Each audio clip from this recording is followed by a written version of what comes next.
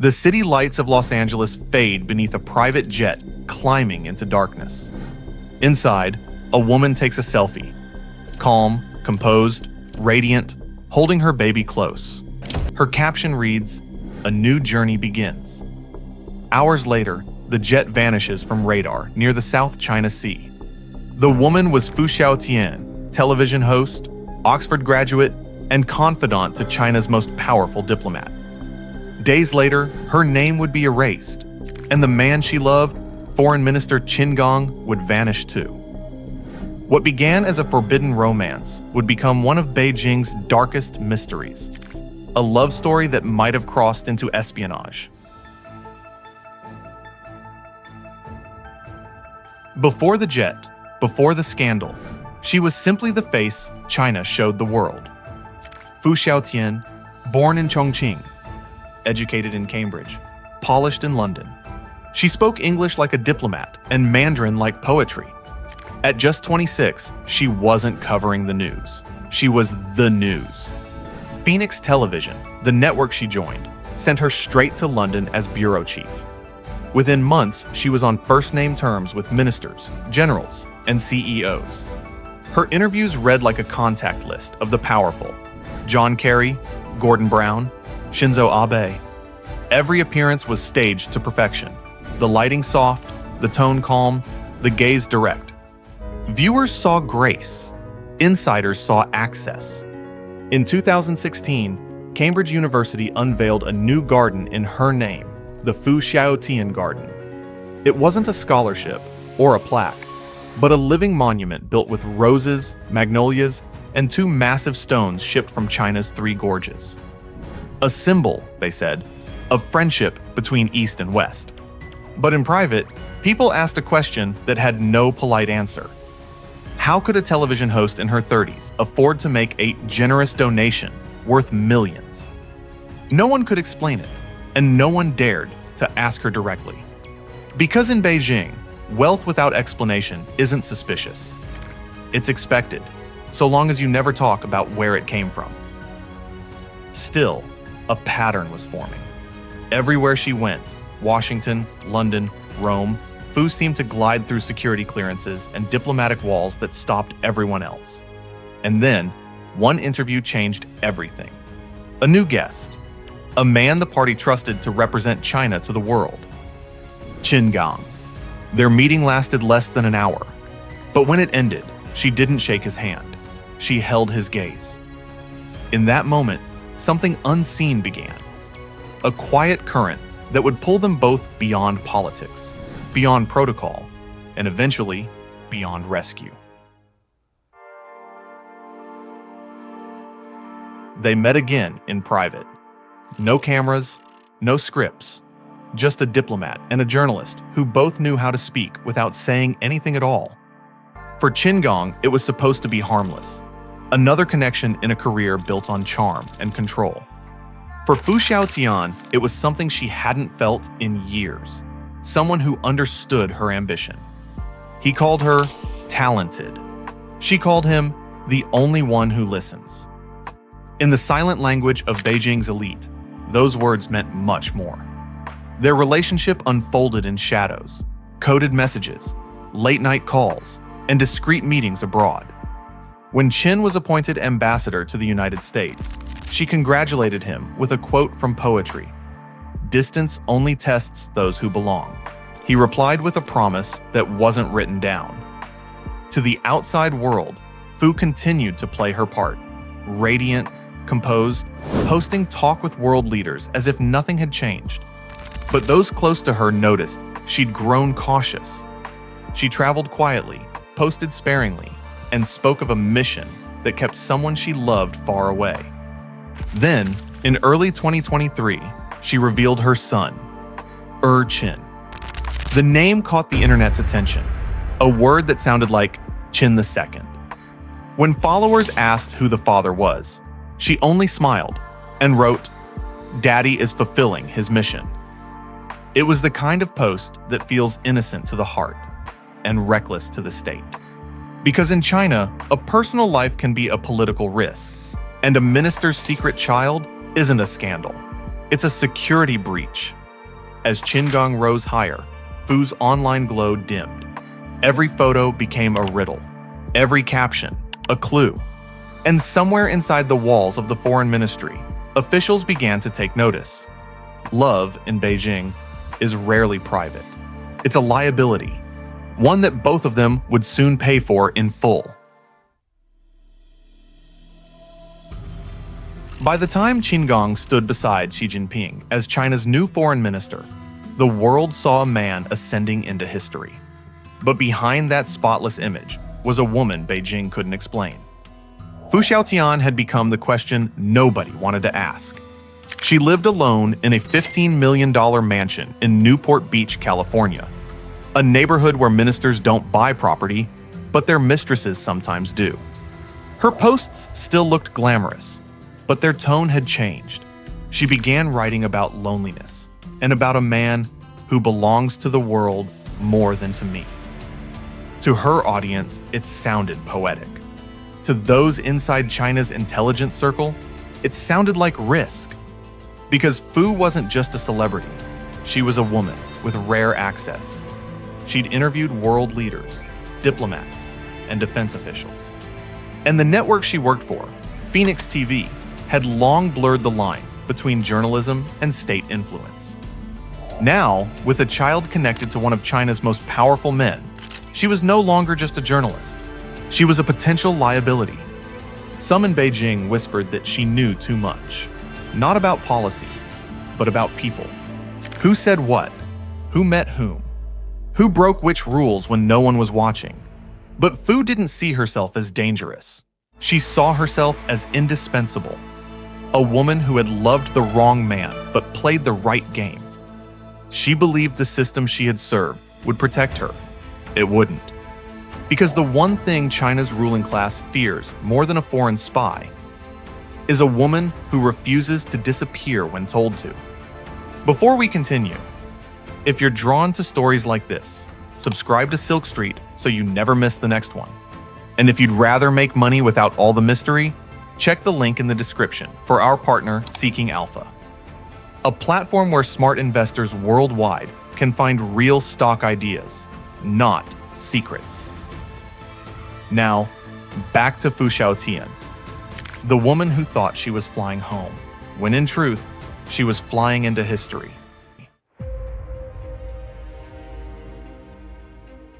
The sky over Los Angeles was clear that night, the kind of blue that makes you believe in second chances.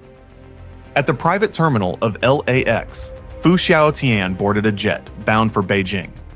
She smiled for one last selfie, her baby resting against her shoulder. To her followers, it was hopeful. To her friends, it was strange, because no one knew why she was suddenly returning, or who had arranged the jet. She told some she'd been invited back for a new role in Beijing. Others said she was coming home to fix things with Qin. But those who understood China's politics knew the truth might be neither. The jet stopped briefly in Alaska to refuel. While there, Fu messaged friends in Beijing, cheerful, casual, "When I get back, let's have dinner together." It was the last message she ever sent. Hours later, somewhere near the South China Sea, her jet went dark. No distress call, no wreckage, just silence. At first, no one noticed. China doesn't broadcast disappearances, it buries them. But then, one by one, her digital footprints began to vanish. Her show's archives removed, her photos hidden, her name unsearchable. And inside Beijing's foreign ministry, Qin Gang missed a public appearance. Then another. Then all of them. 2 lives, bound by a secret, erased in the same breath. Officially, there was no connection. Unofficially, the whispers had already begun. That she had been lured back to China. That he had tried to protect her. That both had known too much for too long. For the party, the solution was simple. When emotion threatens power, you remove both.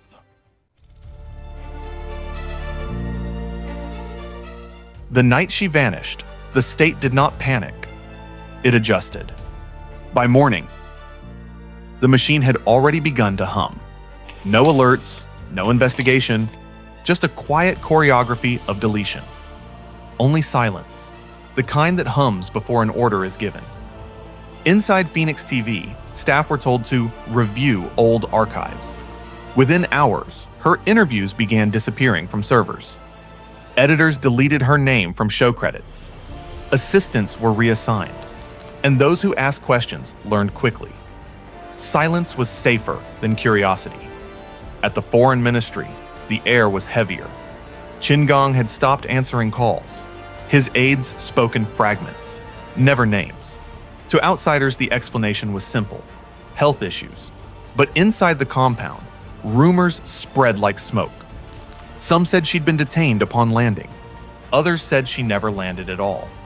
Still others whispered that her story wasn't about love. It was about something far more dangerous. Because in Beijing's security circles, Fu's name now carried another word beside it: infiltration. She had spent years moving between worlds, interviewing presidents, generals, and spies while working for a media network founded by a former PLA officer. The kind of resume that looks like journalism abroad and espionage at home. Even the garden in her name at Cambridge University was suddenly under review. 2 stones from China's Three Gorges, a symbol of friendship now tinged with suspicion. Her Western connections, her fortune, her access. All of it now looked less like privilege and more like evidence. In a system built on secrecy, the line between reporter and operative is razor thin.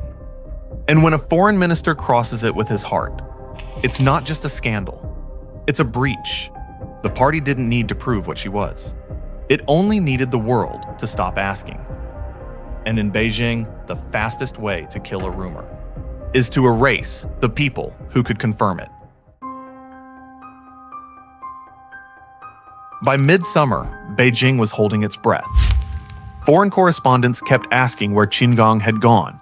Chinese reporters had stopped asking entirely. When the announcement finally came, it was a single sentence, read in monotone. Comrade Qin Gang will no longer serve as foreign minister. No reason, no farewell, no mention of health. Just absence, now made official. Inside the foreign ministry, his portrait was taken down. Within hours, his name was removed from press releases, his speeches from state websites, his loyalty from memory. To those who had worked with him, it felt less like discipline and more like disposal. No one was immune. Aides were quietly transferred, a driver detained, an assistant demoted for breach of discipline. It wasn't a cleanup, it was containment. Because if Fu's disappearance hinted at scandal, Qin's removal hinted at something far larger, a breach within the system itself. Around the same time, a wave of purges hit China's rocket force. The generals who oversaw the country's nuclear arsenal. No one explained why, but to those who tracked patterns, it was chilling. The diplomat closest to the West had vanished.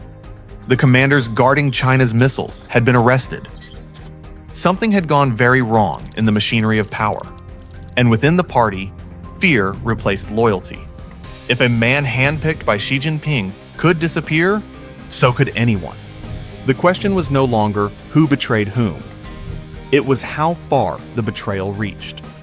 For Beijing, the solution was to close every door, tighten every circle, and pretend nothing had ever happened. Their story was sealed away. One marked internal, the other classified.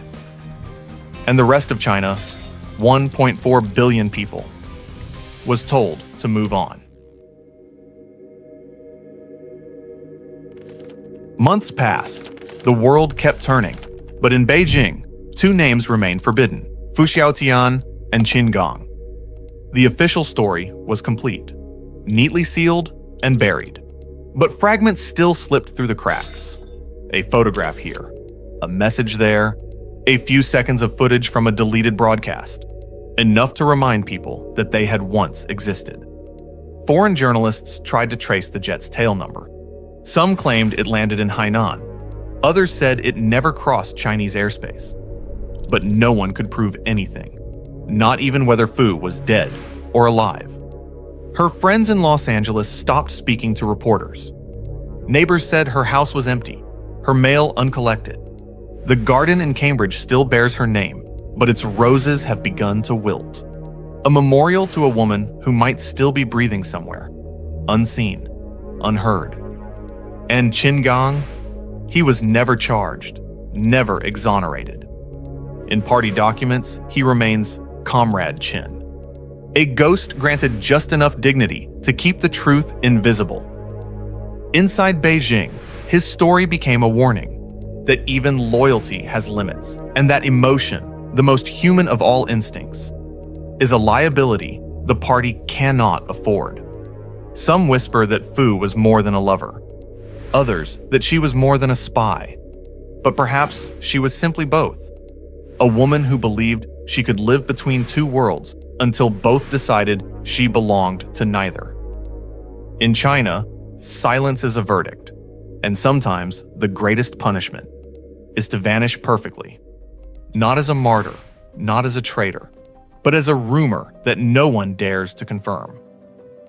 The camera lingers on the skyline of Beijing at dusk, a city built on control, now haunted by what it cannot name. The truth of Fu Xiaotian's story may never surface. In Beijing, her name is erased. In the West, it lingers only in whispers. And somewhere between those two worlds, a woman who once spoke to presidents has become the quietest voice of all. I'm John, and this is Silk Street, where power, betrayal, and disappearance collide. Subscribe for more stories like this, and if you thought this one was haunting, wait until you see the billionaire heiress who vanished from Beijing's skyline.